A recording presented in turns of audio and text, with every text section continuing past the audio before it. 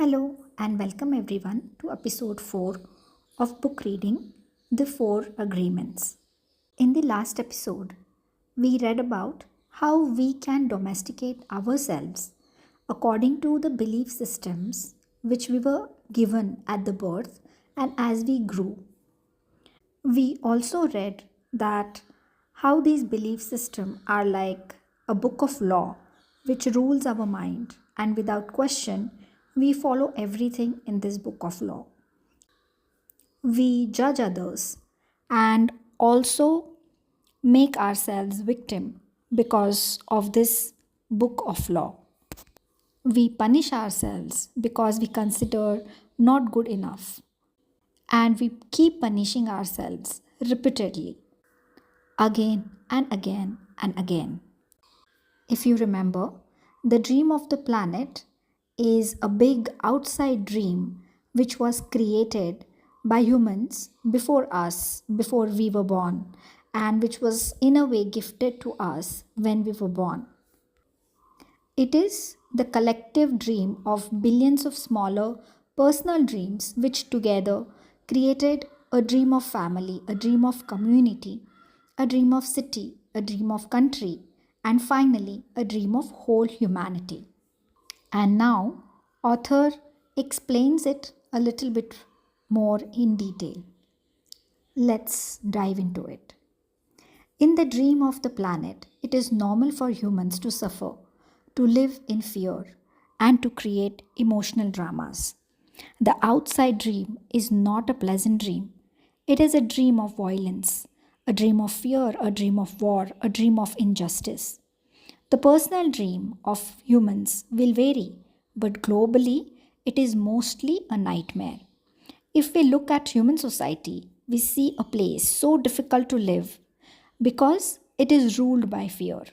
Throughout the world, we see human suffering, anger, revenge, addictions, violence in the street, and tremendous injustice.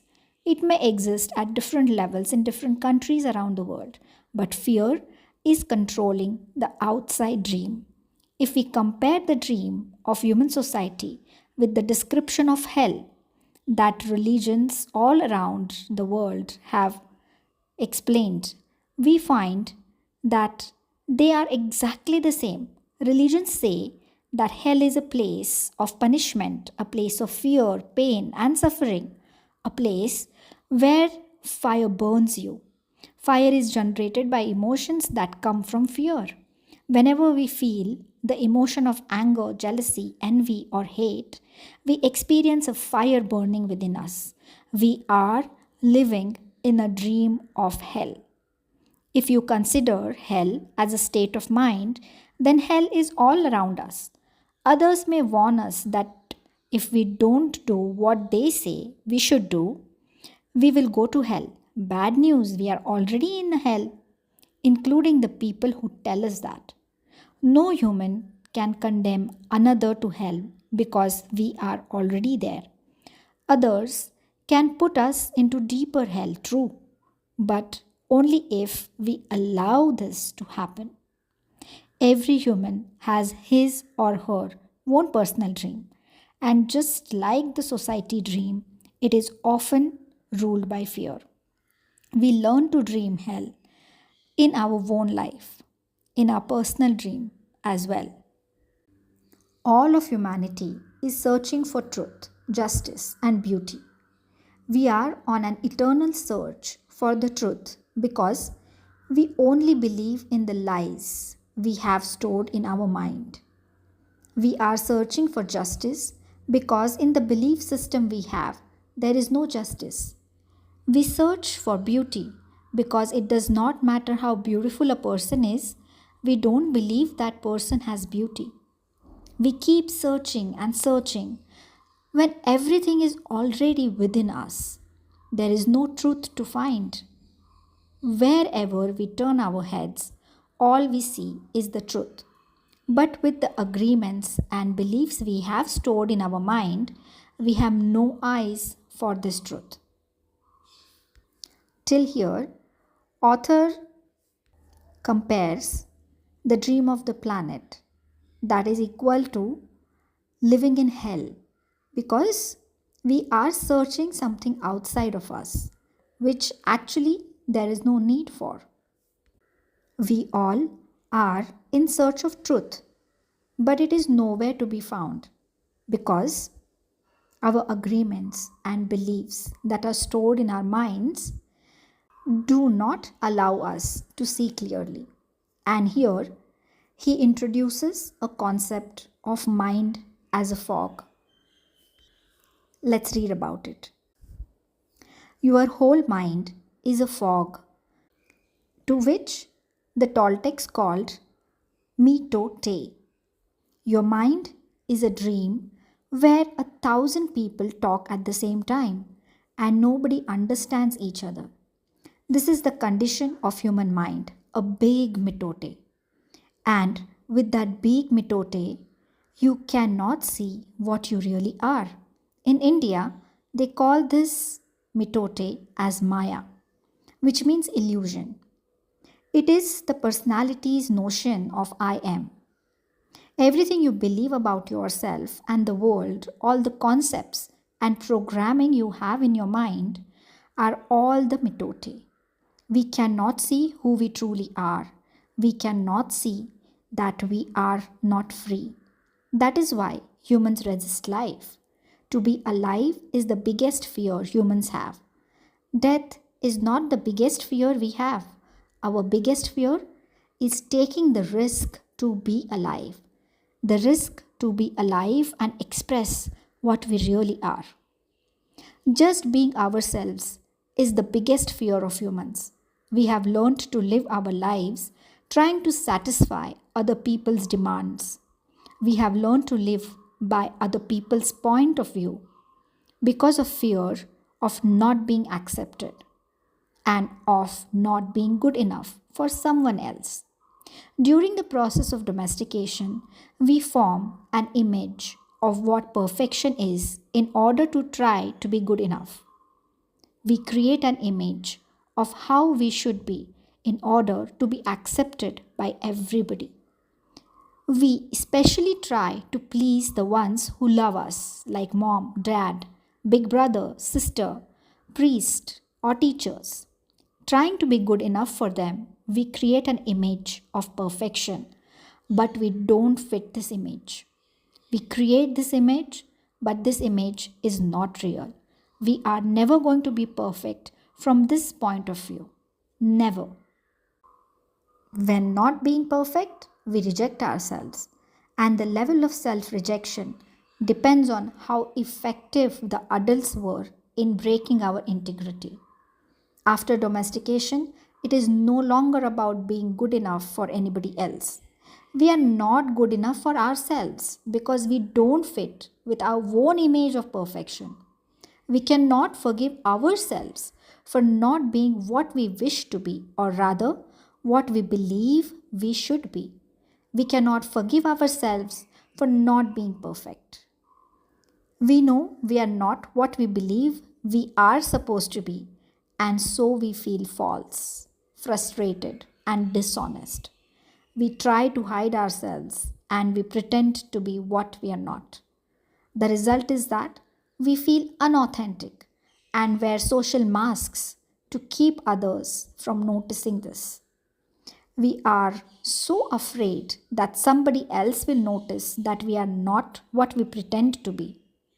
We judge others according to our image of perfection as well, and naturally, they fall short of our expectations. We dishonor ourselves just to please other people. We even do harm to our physical bodies just to be accepted by others. You see teenagers taking drugs just to avoid being rejected by other teenagers. They're not aware that the problem is that they don't accept themselves. They reject themselves because they're not what they pretend to be. They wish to be in a certain way, but they are not. And for this, they carry shame and guilt. Humans punish themselves endlessly for not being what they believe they should be. They become very self abusive and they use other people to abuse themselves as well. But nobody abuses us more than we abuse ourselves. And it is the judge, the victim, and the belief system that make us do this. True, we find people who say their husband or wife or mother or father abuse them. But you know that we abuse ourselves much more than that. The way we judge ourselves is the worst judge that ever existed. If we make a mistake in front of people, we try to deny the mistake and cover it up. But as soon as we are alone, the judge becomes so strong, the guilt is so strong, and we feel so stupid and so bad and so unworthy. In your whole life, nobody has ever abused you more than you have abused yourself. And the limit of your self abuse is exactly the limit that you will tolerate from someone else. If someone abuses you a little more than you abuse yourself, you will probably walk away from that person. But if someone abuses you a little less than what you abuse yourself, you will probably stay in a relationship and tolerate it endlessly. If you abuse yourself very badly, you can even tolerate someone who beats you up, humiliates you, and treats you like dirt. Why? Because in your belief system, you say, I deserve it. This person is doing me a favor by being with me. I am not worthy of love and respect. I am not good enough, but this person is still staying with me. We have the need to be accepted and to be loved by others, but we cannot accept and love ourselves. The more self love we have, the less we will experience self abuse. Self abuse comes from self rejection, and self rejection comes from having an image of what it means to be perfect and never measuring up to that ideal. Our image of perfection is the reason we reject ourselves. It is why we don't accept ourselves the way we are and why we don't accept others the way they are. Till now, how wonderfully and passionately the author has described that during the process of domestication, we develop an image of something which is perfect and we strive to live by that image. And to live by that image, we start creating different masks, and in this process, we start rejecting our true selves. And at the same time, we are not able to see our true selves because of Maya. How wonderfully he is described here. Next, he talks about agreement. We will go through it very quickly before we end this episode because this introduces a concept of four agreements, which is the book is about. Here it goes. There are thousands of agreements you have made with yourself, with other people, with your dream of life, with God, with society, with your parents, with your spouse, with your children. But the most important agreements are the ones you made with yourself. In these agreements, you tell yourself who you are, what you feel, what you believe, and how you behave. And the result is what you call your personality. In these agreements, you say, this is what I am. This is what I believe. I can do certain things and some things I cannot do. This is reality, that is fantasy, this is possible, that is impossible. That's what your agreements say to you. One single agreement is not such a problem, but we have many agreements that make us suffer, that make us feel failure in life. If you want to live a life of joy and fulfillment, you have to find a courage to break those agreements that are fear based and claim your personal power. The agreements that come from fear require us to expend a lot of energy, but the agreements that come from love help us to conserve energy and even gain extra energy. If we can see it is our agreements that rule our life and we don't like the dream of our life, we need to change the agreements. When we are finally ready to change our agreements, there are four very powerful agreements that will help us to break those agreements that come from fear and deplete our energy. Each time you break an agreement, all the power you used to create it returns to you. If you adopt these four new agreements, they will create enough personal power for you to change the entire system of your old agreement. You need a very strong will in order to adopt the four agreements. But if you can begin to live your life with these agreements, the transformation in your life will be amazing. You will see the drama of hell disappear right before your eyes. Instead of living a dream of hell, you will be creating a new dream, your personal dream of heaven. With this, he completes the chapter, and the next episode is the chapter of first agreement. The first agreement is to be impeccable with word we speak.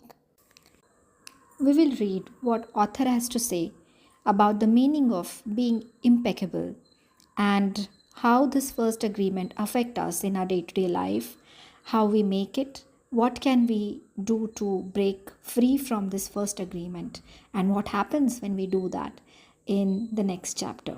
Until next time, love and light.